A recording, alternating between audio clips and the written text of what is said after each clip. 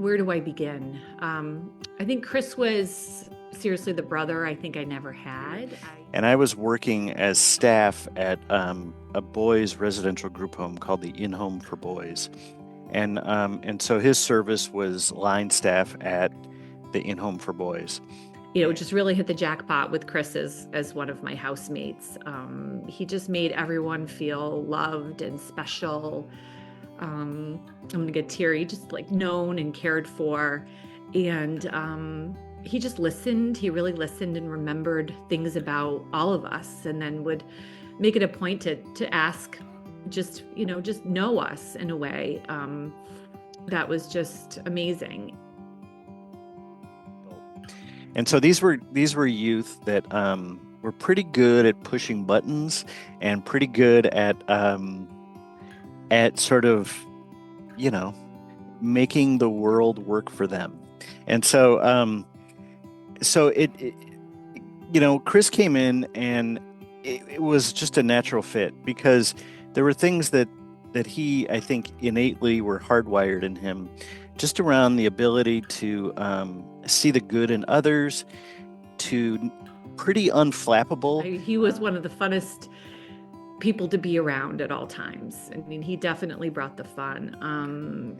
Chris was just really naturally very patient, very, very funny, very engaging, and was always valued them. He was the heartbeat of really our community, and he just made everything brighter.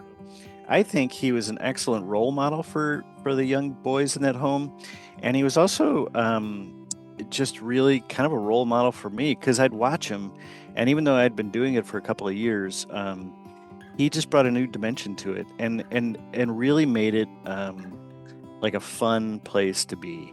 And coming in at the door at the end of the day, he would just be like, give me a little side squeeze hug. Hey, Kylie, how was your day today? And he just was the best. He made you feel so special. He made me feel so special. Together, and with other coworkers as well, we were learning a lot together. And so the first time we really talked, it was just a conversation about how we wanted to both be in education, and we need to do our thing. We need to do our part, and knew that was like we connected on that from the start. I remember when he started dating her, and it was immediate. It was right away. I think he knew right away that he had met the love of his life. And I think as a community, we all knew that too. And Friends for life, we made in JVC. Came to our wedding, both our communities. I think everybody in both our communities came to both our wedding. Yeah. So it's a shared bond that is just beautiful.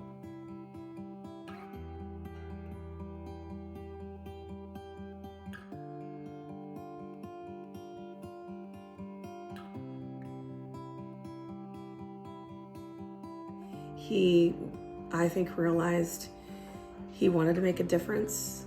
I mean, he had always worked with kids, like coaching.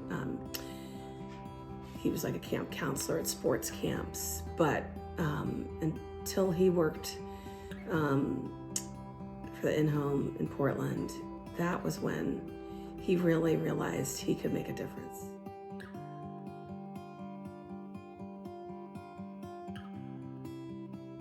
He could make a difference in creating an atmosphere of growth and positivity. It comes from the top down, and he knew, I think he could do it. Loved serving, he loved helping, and there wasn't much that Chris wouldn't do to make it perfect for everybody else. Chris was about a servant. He was a servant leader. He served others, and so if that meant taking out the garbage, or throwing water balloons off the roof, or whatever it was, Chris would do it. And his spirit of fun was contagious.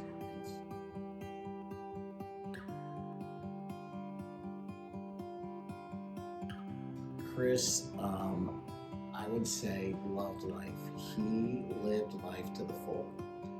And when I think about just my own life and just the ways that I can emulate Chris's spirit, one of the things that I talked to the staff about when Chris passed away was the idea that we weren't moving on, we were going to move forward. We were going to move forward in his memory,